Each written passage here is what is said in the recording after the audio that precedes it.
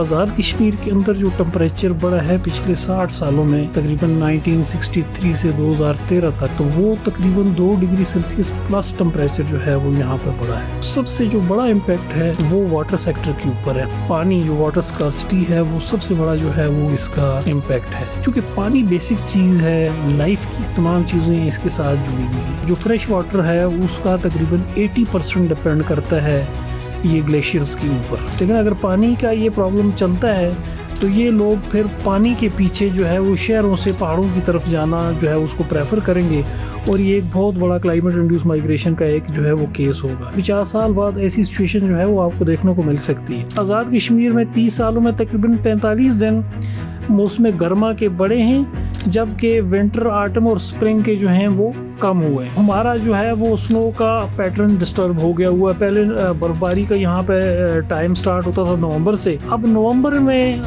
बर्फबारी नहीं होती है, दिसंबर में नहीं होती है, जनवरी में नहीं होती है, फरवरी में जाके होती है। ऐसे ही हमारे कुछ एरियाज के अंदर जो है जो फसलें पहले होती थी अब वो नहीं हो रही है। क्लाइमेट चेंज का कुछ जगहों के ऊपर पॉजिटिव इम्पैक्ट है कि जहाँ पहले टेम्परेचर कम होता था, हमारी गंदम नहीं होती थी या मकई की फसल नहीं होती थी, अब वो वहाँ पे हो रही, लेकिन वो इंडिजिनस जो क्रॉप्स हैं वो खत्म हो गई। जो गरीब हैं वो ज़्यादा मुतासर होंगे, जो अमीर हैं उनके फिर ये है कि वो इन मामलात को जो है वो टैकल डाउन कर लेते हैं। ऐसे ही क्लाइमेट चेंज से मुतासर होने वाले जो तबका है उसमें गरीब लोग पहले आ गए, उसके बाद जो है वो ख़वातीन हो गई, बड़ी उम्र के लोग हो गए, बच्चे हो गए, ये सबसे ज़्यादा मुतासर होते हैं।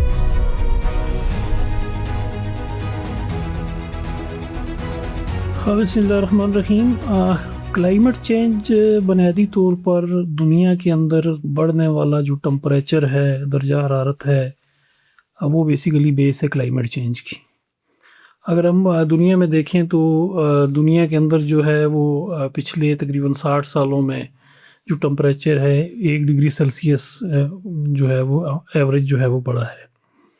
और इस 1 डिग्री सेल्सियस टेम्परेचर के बढ़ने की वजह से दुनिया के अंदर जो है वो एक हलचल मची है कि जी दुनिया का टेम्परेचर बढ़ रहा है और उसके इम्पेक्ट्स जो है वो सामने आ रहे हैं, चाहे वो ग्लेशियल मेल्टिंग की सूरत में हों, सी लेवल राइज की सूरत में हों, या एग्रीकल्चर के फूड सिक्योरिटी के ऊपर इम्पेक्ट्स हों, हेल्थ के ऊपर हों। तो ये सारी चीज़ों के पीछे जो बेसिक चीज़ है वो बेसिकली राइज इन टेम्परेचर, दर्जा हरारत का बढ़ना है। अगर हम उसी ग्लोबल जो टेम्परेचर है 1 डिग्री सेल्सियस को हम लेके आगे चलें, पाकिस्तान की हद तक अगर बात करें तो तकरीबन पिछले 60 सालों में जो पाकिस्तान के अंदर जो टेम्परेचर बढ़ा है वो एवरेज टेम्परेचर तकरीबन 1.3 डिग्री सेल्सियस बढ़ा है। और अगर हम इसको आज़ाद कश्मीर के नज़र में देखें तो ये चीज़ और बहुत ज़्यादा क्रिटिकल आपको नज़र आएगी। अगर आज़ाद कश्मीर का आप पाकिस्तान मेट्रोलॉजिकल डिपार्टमेंट जो है वो उसका डेटा देखें तो आज़ाद कश्मीर के अंदर जो टेम्परेचर बढ़ा है पिछले 60 सालों में तकरीबन 1963 से 2013 तक, तो वो तकरीबन 2 डिग्री सेल्सियस प्लस टेम्परेचर जो है वो यहाँ पे बढ़ा है। और ये टेम्परेचर इस रीजन के अंदर बढ़ा है, आज़ाद कश्मीर उसका पार्ट है, जैसे GB, गिलगित और AJK का जो एवरेज टेम्परेचर बढ़ा है वो 2 डिग्री सेल्सियस प्लस जो है वो बढ़ा है।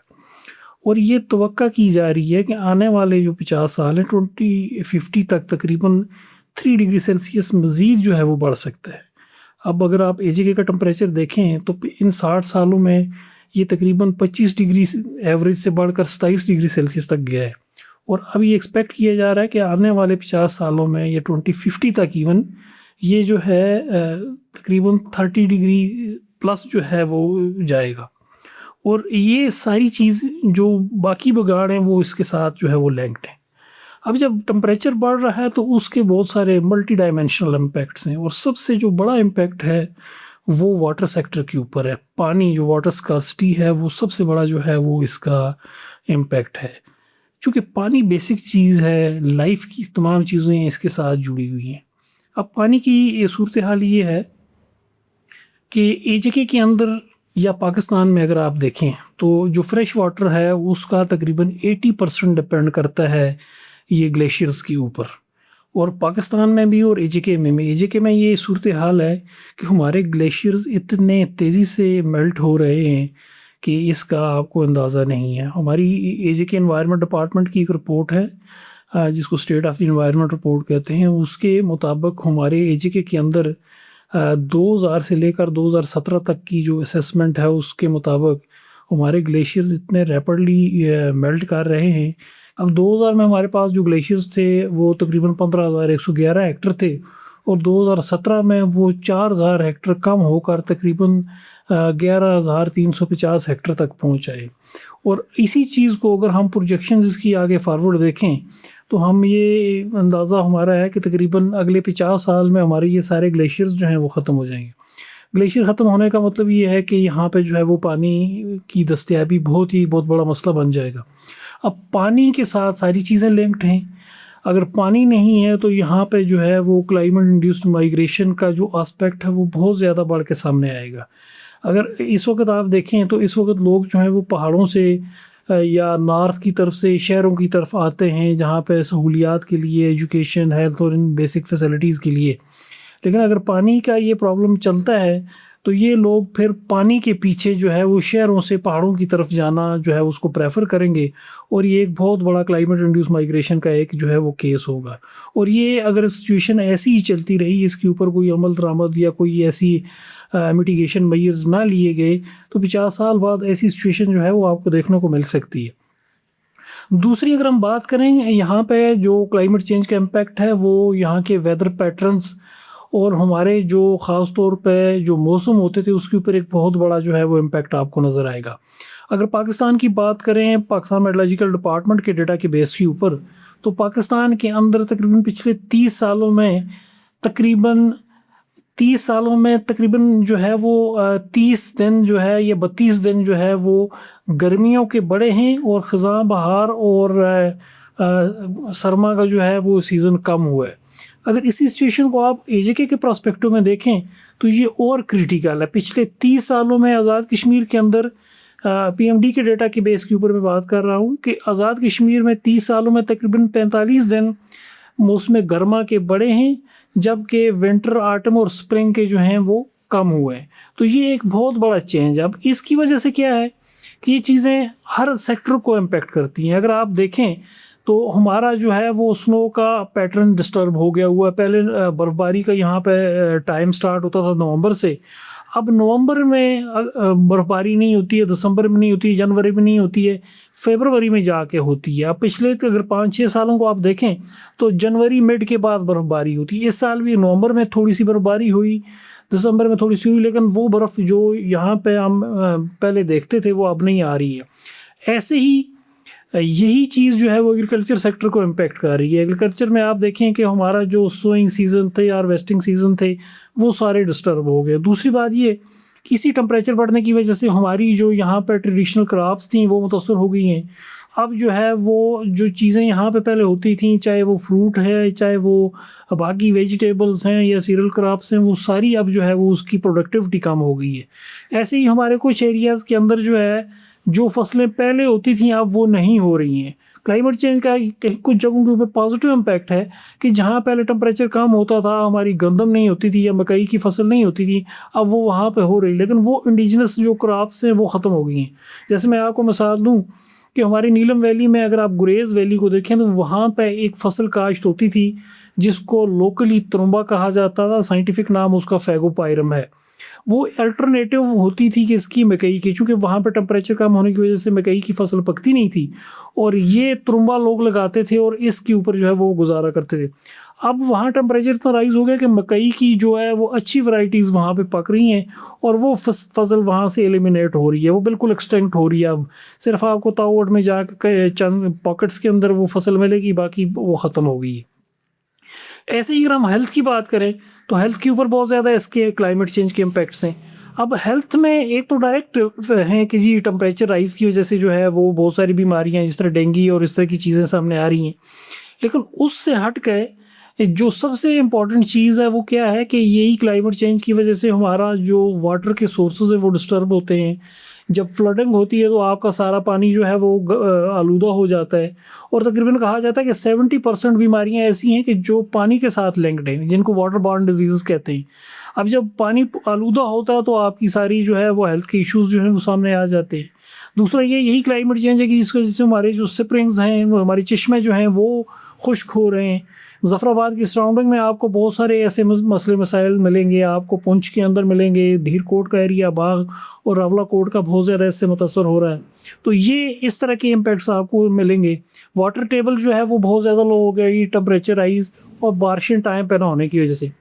इसके अलावा एक जो बड़ा एक इम्पॉर्टेंट फैक्टर है वो है कि आपके जो 4 सीजन्स हैं उनको अब कहा जाता है कि जी पाकिस्तान में एजीके में जो है एक 5वां सीज़न जो कि स्मोक का इंट्रोड्यूस हो गया हुआ है, अब वो एक परमानेंट फीचर बनता जा रहा है। अब पाकिस्तान में आप देखें कि हमारा जो पंजाब का एरिया है इसके अंदर जो है वो स्मोक एक बहुत बड़ा एक प्रॉब्लम जो है वो सामने आ गया हुआ है। ऐसे ही आज़ाद कश्मीर के अंदर आप देखें पिछले 2-3 सालों से जो चीज़ हम मॉनिटर कर रहे हैं कि यहाँ मुजफ्फराबाद में और मीरपुर के अंदर बिलखुसूस इन 2 सिटीज़ में आप देखें कि यहाँ पे स्मोक जो है तकरीबन 1 महीने से 1.5 महीने तक एक टाइम पीरियड चलता है, और उस हमारा जो एयर क्वालिटी इंडेक्स है वो इस हद तक जो है वो ख़तरनाक हद तक जो है वो चला जाता है कि यहाँ पे लोगों को जो है वो बहुत सारी परेशानियों का, बीमारियों का सामना करना पड़ता है। अब इस साल तकरीबन 500+ जो है वो हमारा AQI उस लेवल तक गया है, जो कि बिल्कुल ख़तरनाक हद तक जो है वो उसको काउंट किया जाता है। तो इस तरह से बहुत सारे चैलेंजेस हैं जो क्लाइमेट चेंज की वजह से आ रहे हैं। क्लाइमेट इंड्यूस माइग्रेशन की अगर मैं बात करूँ बिलखुसूस नीलम वैली के पर्सपेक्टिव में, तो यहाँ पे ये ऑब्ज़र्व किया जा रहा है कि ये फैक्टर जो है वो बहुत ज़्यादा कॉमन होता जा रहा है। हमारी नीलम वैली के अंदर बिलखुसूस जो रिमोट वैलीज़ हैं, जैसे शोंटर वैली है, सुरगन है, गुरेज़ है, अब वहाँ पर ये है कि ये अनप्रेडिक्टेबल जो कंडीशंस हैं उनकी वजह से ये हो रहा है कि लोग जो हैं वो अब इन वैली से निकल कर बड़े टाउन्स के अंदर आ रहे हैं। जैसे अगर शोंटर वैली की बात करें तो वहाँ लोग अपने लाइफ स्टाइल के ऊपर बड़ा डिपेंड करते थे, लेकिन पिछले 20 सालों के दौरान ये ऑब्ज़र्व किया गया है कि 3 से 4 दफ़ा ऐसा हुआ है कि विंटर सीज़न प्रोलॉन्ग करने की वजह से उनका लाइफ स्टाइल स्टेक के ऊपर आ जाता था और विंटर सीज़न तकरीबन 20 से 30 दिनों तक एक्सपेंड हो जाता था, जिसकी वजह से वो लोग अब ये करते हैं कि सर्दियों में वहाँ से माइग्रेट होकर बड़े टाउन्स के अंदर आ जाते हैं। तो इस तरह के बहुत सारे फैक्टर आपको देखने को मिलेंगे। ये तो एक फैक्ट है कि पाकिस्तान का कंट्रीब्यूशन जो है ना क्लाइमेट चेंज के अंदर बहुत कम है। अभी भी पाकिस्तान का कंट्रीब्यूशन अगर आप देखें ग्रीन हाउस गैसेस की सूरत में तो 1% से भी कम है, तकरीबन 0.9% है हमारा ग्रीन हाउस गैसेस की कंट्रीब्यूशन। लेकिन ऑन दी अदर हैंड अगर हम मुतासर होने वाले कंट्रीज़ के अंदर देखते हैं तो पाकिस्तान इस वक्त 5वें नंबर के ऊपर है जो इम्पैक्ट होने वाले, और पिछले तकरीबन 10 सालों में टॉप 10 कंट्रीज़ के अंदर मौजूद है। अब इसकी 2 बेसिक वजह हैं। एक तो ये है कि पाकिस्तान की जो जियोग्राफिकल लोकेशन है वो ऐसी है कि पाकिस्तान जो है वो इम्पैक्ट होने वाले उस रीजन के अंदर है।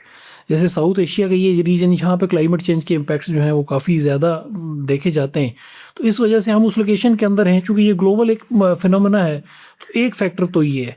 दूसरा जो फैक्टर है इससे मुतासर होने वाला वो ये है कि हमारी कैपेसिटी नहीं है, हमारे अंदर जो इन डिज़ास्टर जो क्लाइमेट इंड्यूस्ड डिज़ास्टर्स हैं उनसे नबर्द आज़मा होने की सलाहियतें उस तरह से नहीं हैं, जिसकी वजह से जो है वो हम ज़्यादा मुतासर हो रहे हैं। जहाँ तक लोकल कंटेक्स्ट की हम बात करते हैं कि हमारे लोकल कंट्रीब्यूशन उसके अंदर किस तरह से है, तो इसमें मैं जिस चीज़ को सबसे ज़्यादा काउंट करता हूँ वो ये है कि पॉपुलेशन का बढ़ना, आबादी का बढ़ना जो है वो हमारे रीजन के अंदर एक ऐसा फैक्टर है कि जो बाकी फैक्टर्स को भी ट्रिगर करता है। अगर आप पॉपुलेशन के स्टेटिस्टिक्स देखें तो आज़ाद कश्मीर की पॉपुलेशन 1947 में जब ये स्टेट आज़ाद हुई है उस वक़्त हमारी पॉपुलेशन 0.6 मिलियन थी। टोटल 6 लाख हमारे अफराद के ऊपर ये स्टेट मुश्तमिल थी। जबकि अगर आप अभी देखें 24 के जो प्रोजेक्टेड फिगर्स हैं ब्यूरो ऑफ स्टेटिस्टिक्स के, गवर्नमेंट ऑफ एजेके के, तो हम तकरीबन 4.6 मिलियन तक पहुँचेंगे, 40 लाख तक पहुँचेंगे। तकरीबन 76 सालों में हम जो है वो 6 लाख से 46 लाख तक पहुंच चुके हैं। तो ये एक बहुत बड़ा फैक्टर है। जहां अब आपकी पॉपुलेशन जब बढ़ती है तो उसके साथ बहुत सारे दीगर फैक्टर्स जो हैं वो सामने आते हैं। उनकी डिमांड्स बढ़ती हैं, उनकी हाउसिंग रिक्वायरमेंट्स बढ़ती हैं, उनकी सेहत की सहूलतों की डिमांड बढ़ती हैं, रोड इंफ्रास्ट्रक्चर की डिमांड बढ़ती हैं, फॉरेस्ट के ऊपर बड़ा इम्पैक्ट पड़ता है, डिफॉरेस्टेशन जो है वो काज होती है।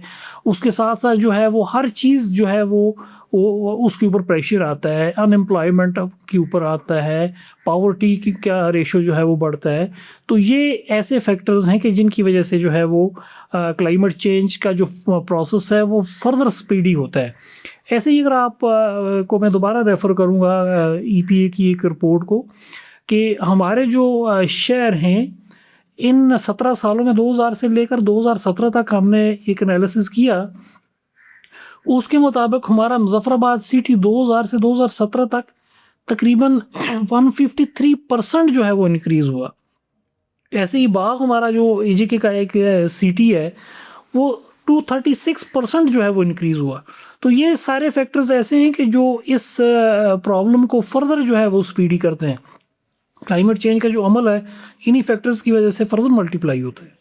और क्लाइमेट चेंज की स्पेसिफिकली हम ये देखें ओवरऑल सिनेरियो अगर ग्लोबली, तो वो ममालिक जिनकी मैशियत स्ट्रांग है वहाँ पे क्लाइमेट चेंज के इम्पेक्ट्स जो हैं वो आपको कम नज़र आते हैं, इसलिए कि उनके पास जो है वो एक बाकायदा से इसके जो इम्पेक्ट्स हैं उनको कोप करने के लिए जो है वो स्ट्रेटजीज़ होती हैं, कैपेसिटीज़ होती हैं। ऐसा जब होता है तो उनके लिए जो है उनके इक़दाम ऑलरेडी मौजूद होते हैं।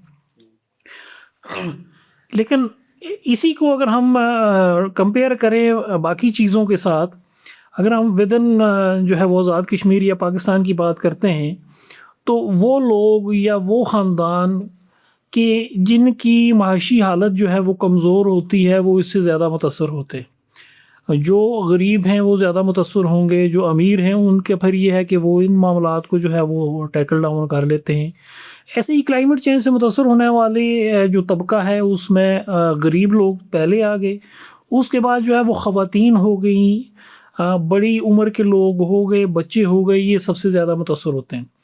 अगर हम रूरल एरियाज़ के अंदर आप देखें तो ख़वातीन या ये बुज़ुर्ग लोग ये सबसे ज़्यादा इम्पेक्ट होते हैं। एक तो ये लोग सबसे ज़्यादा जो है एक्सपोज्ड होते हैं, ये अपने रोज़मर्रा के मामलात को देखने के लिए इन लोगों को घर से बाहर निकलना पड़ता है, अपने लाइफस्टाइल को, अपनी एग्रीकल्चर को, इन चीज़ों को। तो इस वजह से इन लोगों के ऊपर इसके इम्पेक्ट ज़्यादा आते हैं। अगर आप शहरों के अंदर भी देखें तो जो लेबर्स हैं, जो मज़दूर तबका लोग होते हैं वो ज़्यादा एक्सपोज्ड होते हैं। वो लोग जिनकी माशी हालात बेहतर हैं तो वो क्लाइमेट चेंज के इम्पेक्ट उनके ऊपर कम होते हैं, चूँकि वो अपने आप को उस क्लाइमेट कंडीशन जो एक्सट्रीम कंडीशंस होती हैं उनके सामने इतना एक्सपोज नहीं करती। तो ये लोग बेचारे जो गरीब होते हैं ये ज़्यादा एक्सपोज्ड होते हैं, इस वजह से इनके ऊपर इम्पेक्ट ज़्यादा है। हमारे रूरल एरियाज़ के अंदर ख़वातीन जो हैं वो लाइफस्टाइल के साथ सबसे ज़्यादा इंगेजमेंट उनकी होती है, एग्रीकल्चर की एक्टिविटीज़ में उनकी होती है, और फिर गुर्बत जो एक अदर फैक्टर है, ये सारी चीज़ें क्लाइमेट चेंज के सामने उनको ज़्यादा वल्नरेबल बनाती हैं। क्लाइमेट चेंज और एनवायरनमेंट, इन चीज़ों को थोड़ा सा जो है वो मिक्सअप किया जाता है। मिक्सअप इस तरह से कि अगरचे ये चीज़ें इंटरलिंक्ड हैं, लेकिन क्लाइमेट चेंज जो है ये बेसिकली ग्लोबल एक प्रॉब्लम है। दुनिया का जो टेम्परेचर बढ़ रहा है जिसमें ग्रीन हाउस गैसेस का अमल दखल है या ग्लोबल वार्मिंग का प्रोसेस है, तो ये जो है वो क्लाइमेट चेंज काज करता है। अब उससे क्या है कि दुनिया पूरी के अंदर जो है वो टेम्परेचर का बढ़ना और इस तरह के फैक्टर्स जो हैं वो नज़र आते हैं। लेकिन एनवायरनमेंट बुनियादी तौर पर ये है कि किसी एक रीजन के अंदर, एक सिटी के अंदर, एक गांव के अंदर जो कंडीशंस हैं वो वहाँ का एनवायरनमेंट है। अब एनवायरनमेंट का क्लाइमेट के चेंज के साथ एक लिंक डेफिनेटली है कि यही जो छोटी चीज़ें हैं ये अल्टीमेटली जाके कंट्रीब्यूट करती हैं एक बड़े प्रॉब्लम के अंदर, और वो बड़ा प्रॉब्लम अल्टीमेटली फिर क्लाइमेट चेंज बन जाता है। लेकिन लोकल लेवल के ऊपर जो प्रॉब्लम्स हैं वो इन्वायरमेंटल प्रॉब्लम्स हैं। अगर कहीं पे डिफॉरेस्टेशन हो रही है तो वो इन्वायरमेंट का एक लोकल लेवल का एक प्रॉब्लम है, अल्टीमेटली वो बाद में क्लाइमेट चेंज को कंट्रीब्यूट करता है। ऐसे ही कहीं पे अगर सॉलिड वेस्ट का इशू है तो वो एक इन्वायरमेंटल प्रॉब्लम है। अब अगर उसी प्रॉब्लम को आप लोकली टैकल करें तो वो क्लाइमेट चेंज के अंदर कंट्रीब्यूट नहीं करेगा, लेकिन उसके जो फर्स्ट हैंड इम्पैक्ट्स हैं वो लोकल उसी लेवल के ऊपर आपको नज़र आएंगे। अगर कहीं सॉलिड वेस्ट का मसला है, कहीं सीवरेज ट्रीटमेंट का मसला है, कहीं पीने के पानी का मसला है, तो उससे इम्पैक्ट होने वाली वहाँ की लोकल कम्युनिटी है सबसे पहले। उसके बाद के जो इम्पैक्ट्स हैं वो क्लाइमेट चेंज के अंदर कंट्रीब्यूट करते हैं, लेकिन जो लोकल प्रॉब्लम्स हैं, जो रीजनल लेवल के प्रॉब्लम्स हैं, वो एनवायरनमेंट के प्रॉब्लम्स हैं। और यही प्रॉब्लम्स जब ब्रॉडर लेवल पर जाकर कंट्रीब्यूट करते हैं तो ये क्लाइमेट चेंज के अंदर इनकी कंट्रीब्यूशन आती है।